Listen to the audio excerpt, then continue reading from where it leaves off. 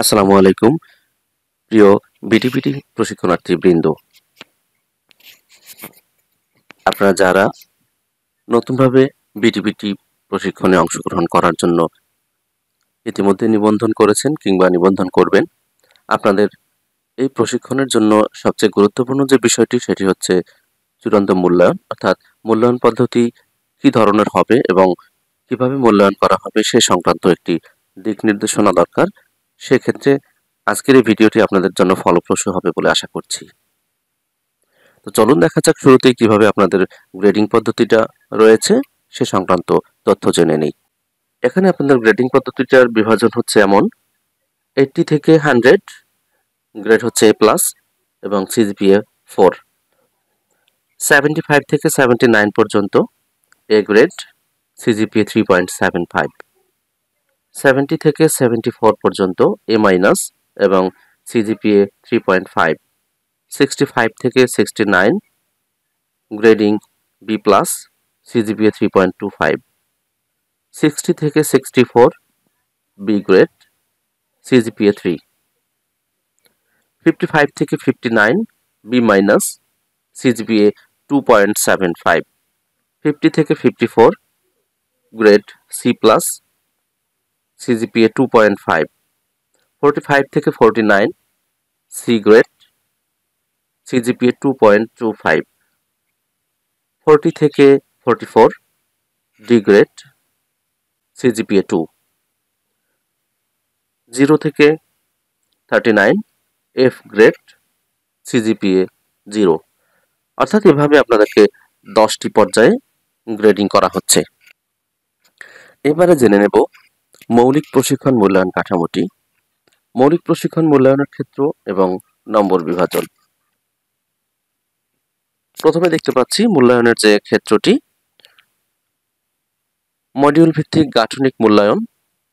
এটির জন্য গাঠনিক মূল্যায়নে থাকছে 210 নম্বর এবং assignment, reflective journal, case study, উপস্থাপন, লেসন স্টাডি এটার জন্য থাকছে 90 নম্বর। অর্থাৎ এখানে আমাদেরকে মোট সামষ্টিক মূল্যায়নের ক্ষেত্রে 200 নম্বর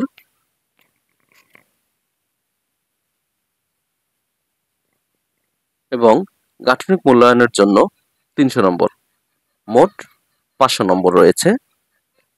এরপরে action research on pedagogy and management, কর্মসহায়ক গবেষণা, সেটির জন্য গাঠনিক মূল্যায়ন হচ্ছে 50, এটার জন্য সামষ্টিক মূল্যায়ন নেই, সর্বমোট 50 নম্বর। 3 নম্বরে রয়েছে প্রশিক্ষণ বিদ্যালয় অনুশীলন। আপনাদেরকে একটা পর্যায়ে প্রশিক্ষণ বিদ্যালয়ে অনুশীলন করানোর জন্য পাঠানো হয়। এই প্রশিক্ষণ বিদ্যালয়ের অনুশীলনের জন্য রয়েছে গাঠনিক মূল্যায়নে 150 নম্বর এবং ইন্টার্নশিপ বিদ্যালয়ে অনুশীলন, ইন্টার্নশিপ বিদ্যালয়ের জন্য রয়েছে 50 নম্বর, সর্বমোট 200 নম্বর। 4 নম্বরে রয়েছে যোগাযোগ দক্ষতা, এটির জন্য গাঠনিক মূল্যায়নে রয়েছে 50 নম্বর। শরীরচর্চা, খেলাধুলা এবং স্কাউটিং এর জন্য রয়েছে 50 নম্বর। উদ্ভাবন, শরীরচর্চা, উদ্ভাবন, উত্তম চর্চা ও আইসিটি এটার জন্য রয়েছে 50 নম্বর। উপস্থিতি ও আচরণ বিধির জন্য রয়েছে 50 নম্বর।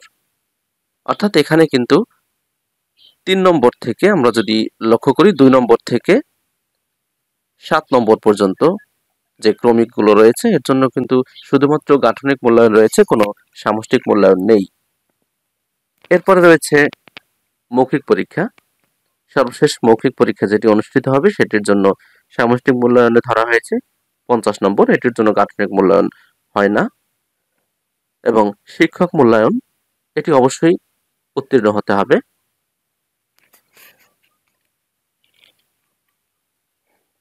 এভাবে আমরা যদি দেখি গাঠনিক মূল্যায়নের জন্য রয়েছে 750 নম্বর এবং সামষ্টিক মূল্যায়নের জন্য রয়েছে 250 নম্বর, সর্বমোট 1000 নম্বরের পরীক্ষার বিভাজন এটি।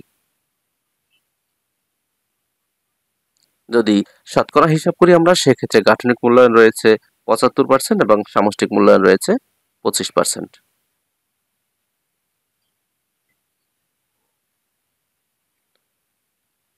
মডিউল ভিত্তিক গাঠনিক এবং সামষ্টিক মূল্যায়নটা যদি আমরা একটু লক্ষ্য করি, সেটি হচ্ছে মডিউল 1 বিদ্যালয় উন্নয়নে পেশাদারিত্ব, জবাবদিহিতা ও অঙ্গীকার, এটির জন্য গাঠনিক মূল্যায়ন রয়েছে 60, সামষ্টিক মূল্যায়ন রয়েছে 40, সর্বমোট 100 নম্বর। শিক্ষার্থী উন্নয়নে গাঠনিক মূল্যায়নে রয়েছে 60 এবং সামষ্টিক মূল্যায়নে 40, সব মিলে 100। শিক্ষাক্রম, শিক্ষণ পদ্ধতি ও কৌশল এবং মূল্যায়ন, এটি গাঠনিক মূল্যায়নে রয়েছে 170 নম্বর এবং সামষ্টিক মূল্যায়নে 115, সর্বমোট 285 নম্বর। শারীরিক ও মানসিক স্বাস্থ্য শিক্ষা এবং শিল্পকলা, এটি গাঠনিক মূল্যায়নে 10, সামষ্টিক মূল্যায়নে 5, সর্বমোট 15। অর্থাৎ এখানে আমরা দেখতে পাচ্ছি গাঠনিক মূল্যায়নে রয়েছে 300 নম্বর এবং সামষ্টিক মূল্যায়নে রয়েছে 200 নম্বর, সর্বমোট 500 নম্বর।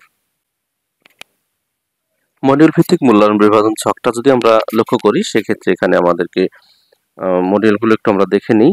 কয়টি মডিউল রয়েছে আমরা আগেও দেখেছি। মডিউল ভিত্তিক মূল্যায়ন বিভাজন ছক যদি আমরা লক্ষ্য করি, সেক্ষেত্রে আমরা দেখেছি মোট 4টি মডিউলে আমাদেরকে মূল্যায়ন করা হচ্ছে। তো 4টি মডিউল আমরা আলাদা যদি করি, সেক্ষেত্রে মডিউল 1-এ রয়েছে বিদ্যালয় উন্নয়নে পেশাদারিত্ব, জবাবদিহিতা ও অঙ্গীকার। এর আওতায় রয়েছে 5টি উপমডিউল।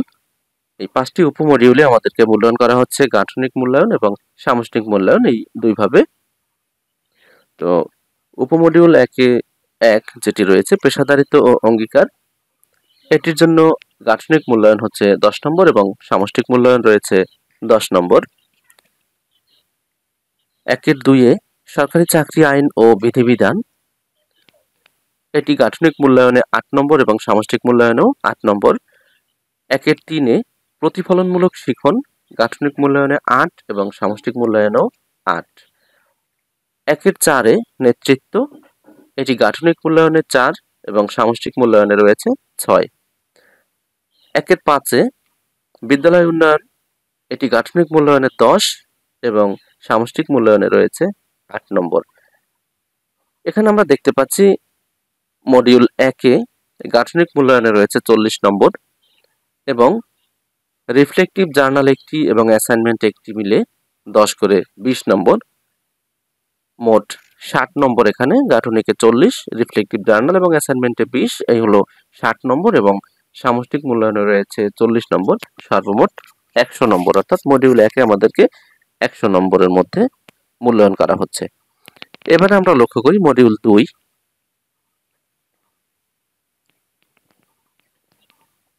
মডিউল 2-এ শিক্ষার্থী উন্নয়ন, এখানে সাবমডিউল রয়েছে 3টি।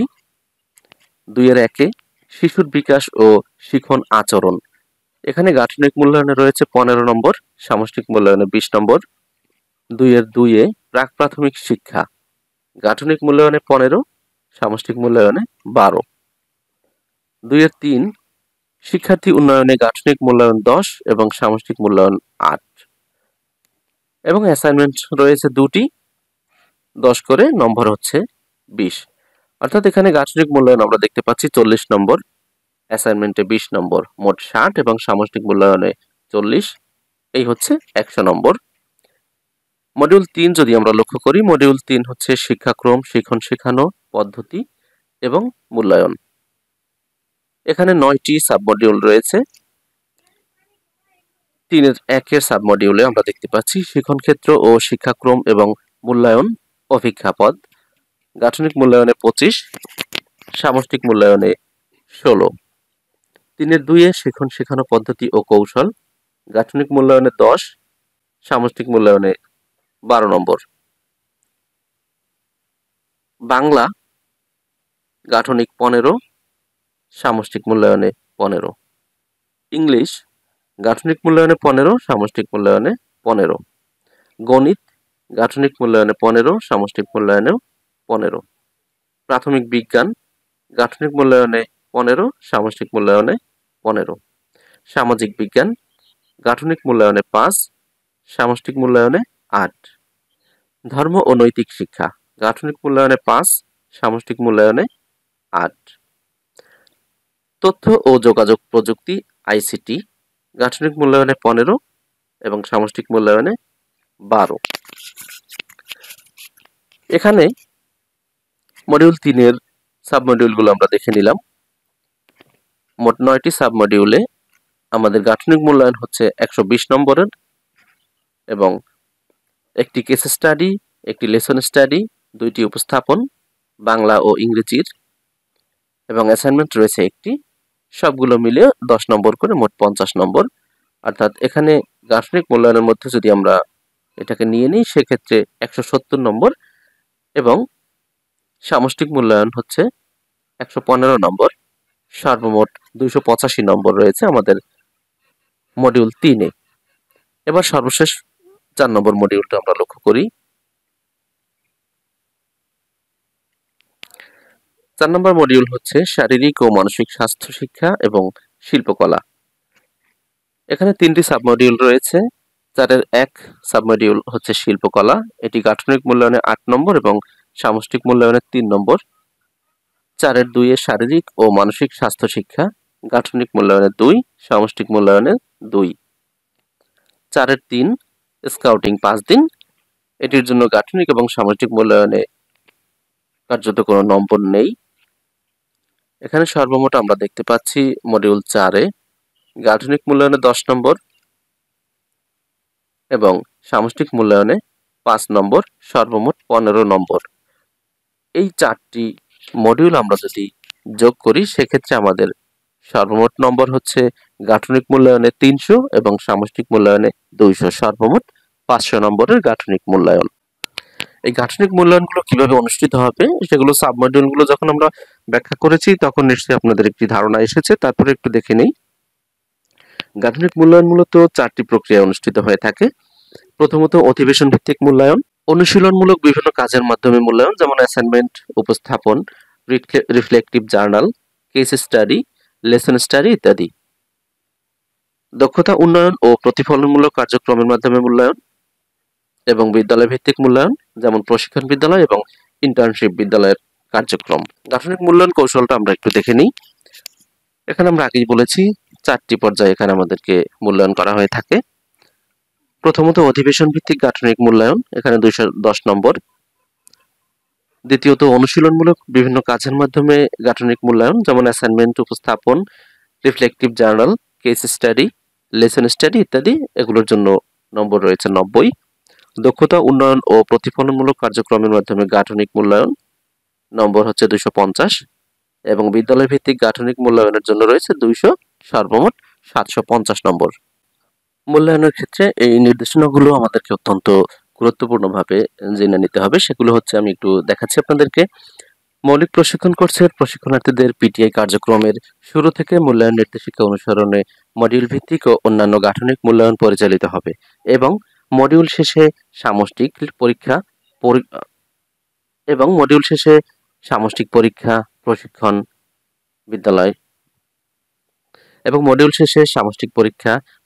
বিদ্যালয় কার্যক্রম, ইন্টার্নশিপ বিদ্যালয় কার্যক্রম এবং চূড়ান্ত ভাইভা অনুষ্ঠিত হবে। অর্থাৎ 3টি ধাপে এখানে পরীক্ষা অনুষ্ঠিত হবে। আমি আবারও বলছি, মডিউল শেষে সামষ্টিক পরীক্ষা যেটি লিখিত, প্রশিক্ষণ বিদ্যালয় কার্যক্রম, ইন্টার্নশিপ বিদ্যালয় কার্যক্রম এবং চূড়ান্ত ভাইভা। ইন্টার্নশিপ বিদ্যালয় কার্যক্রমের মূল্যায়ন সংশ্লিষ্ট বিদ্যালয়ের প্রধান শিক্ষক, সহকারী উপজেলা বা থানা শিক্ষা অফিসার, সহকারী ইনস্ট্রাক্টর ইউআরসি বা টিআরসি, ইনস্ট্রাক্টর ইউআরসি বা টিআরসি এবং উপজেলা বা থানা শিক্ষা অফিসার কর্তৃক নির্দেশিকা অনুসারে পরিচালিত হবে।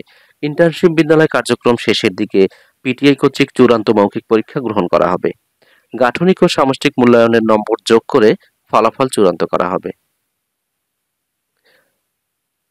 গাঠনিক মূল্যায়নের প্রতিটি কম্পোনেন্ট বা এরিয়ায় বা ক্ষেত্রে, যেমন কেস স্টাডি, শরীরচর্চা, উপস্থাপন, উপমডিউল ভিত্তিক মূল্যায়ন ইত্যাদি ও সামষ্টিক মূল্যায়নের প্রতিটি পরীক্ষায় প্রশিক্ষণার্থীকে ন্যূনতম 40% নম্বর পেতে হবে। শিক্ষক মান মূল্যায়নের ক্ষেত্রে আবশ্যিকভাবে উত্তীর্ণ হতে হবে। কোনো প্রশিক্ষণার্থী সামষ্টিক মূল্যায়ন পরীক্ষায় অকৃতকার্য হলে বা যুক্তিসঙ্গত কোনো কারণে অনুপস্থিত থাকলে নির্ধারিত ফি প্রদান করে পরবর্তী ব্যাচের সঙ্গে দ্বিতীয়বার পরীক্ষায় অংশগ্রহণ করতে পারবেন। একজন প্রশিক্ষণার্থী সর্বোচ্চ 2 বার এই সুযোগ পাবেন। এক্ষেত্রে প্রশিক্ষণার্থী যথাযথ কারণ উল্লেখপূর্বক ও প্রমাণক সহ সুপারিনটেনডেন্ট বরাবর আবেদন করবেন। আবেদনের পরিপ্রেক্ষিতে সুপারিনটেনডেন্ট ন্যাপের সঙ্গে পরামর্শক্রমে পরবর্তী ব্যাচে রেজিস্ট্রেশনের নির্দেশনা প্রদান করবেন। পরবর্তী ব্যাচে রেজিস্ট্রেশনের প্রমাণক দেখা সাপেক্ষে সংশ্লিষ্ট উপজেলা বা থানা শিক্ষা অফিসার পরীক্ষার দিনের নির্দিষ্ট দিনের জন্য সংশ্লিষ্ট শিক্ষকের ছুটি মঞ্জুর করবেন। গাঠনিক মূল্যায়নের কোনো কম্পোনেন্ট এরিয়ায় ক্ষেত্রে একজন প্রশিক্ষণার্থী অকৃতকার্য হলে সুপারিনটেনডেন্ট, সংশ্লিষ্ট ইনস্ট্রাক্টর ও সহকারী সুপারিনটেনডেন্টের সমন্বয়ে 3 সদস্যের একটি কমিটি গঠন করবেন। কমিটি উক্ত প্রশিক্ষণার্থীর সংশ্লিষ্ট কম্পোনেন্টটি এরিয়াটি ক্ষেত্রটি পুনরায় মূল্যায়ন করবেন। পিটিআই কার্যক্রমের মধ্যে 2 বার পুনর্মূল্যায়নে একজন প্রশিক্ষণার্থী অকৃতকার্য হলে সুপারিনটেনডেন্ট তার রেজিস্ট্রেশন বাতিল করবেন। সেক্ষেত্রে উক্ত প্রশিক্ষণার্থী সামষ্টিক মূল্যায়নে অংশগ্রহণ করতে পারবেন না। তাকে পরবর্তী ব্যাচের সঙ্গে রেজিস্ট্রেশন করে পুনরায় পূর্ণ প্রশিক্ষণ গ্রহণ করতে হবে। তবে এক্ষেত্রে বলে রাখছি, আপনি প্রথমবার যদি অকৃতকার্য হয়ে থাকেন তার জন্য যে আর্থিক সুবিধা পেয়েছিলেন পুরো সেশনটিতে, সেই পুরো সেশনের টাকা কিন্তু আপনাদেরকে ফেরত দিতে হবে চালানের মাধ্যমে, এবং দ্বিতীয়বার যখন আপনি প্রশিক্ষণ গ্রহণ করবেন তখন কিন্তু আপনাকে অন্যান্য প্রশিক্ষণার্থীদের মতো ভাতা প্রদান করা হবে। অর্থাৎ ভাতা আপনি একবারই প্রাপ্য হবেন, 2 বার কিন্তু ভাতা প্রাপ্য হবেন না। তো আশা করছি আজকের মূল্যায়ন সংক্রান্ত নির্দেশনাটি আপনাদের সহায়ক হবে। এছাড়াও যদি অন্যান্য বিষয়ে কোনো প্রশ্ন থেকে থাকে অবশ্যই কমেন্ট করে জানাবেন। ধন্যবাদ।